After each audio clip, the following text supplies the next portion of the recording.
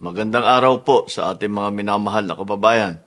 Meron po akong ibabalita sa inyo. Simula Martes, Abril na ang 14, may malaking rollback sa presyo ng langis. Mahigit 20 piso ang ibababa sa diesel. Ang gasolina naman may bawas na 4 pesos 43 centavos kada litro. Kerosene, 8 pesos 50 centavos kada litro ang ibababa. Malaking tulong ito lalo na sa ating mga driver, sa mga commuter at sa bawat pamilyang Pilipino na araw-araw naapektuhan ng mataas ng presyo ng krudo. Hindi pa ito sapat, kaya tuloy-tuloy naman ang ginagawa ng inyong pamahalaan para maibsan ang epekto nito sa inyong pang-araw-araw na buhay.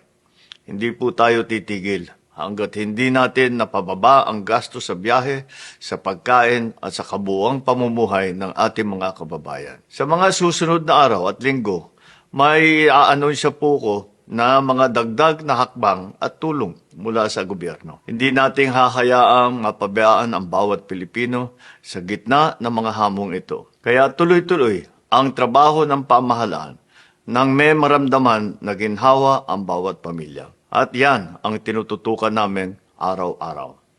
Maraming salamat po.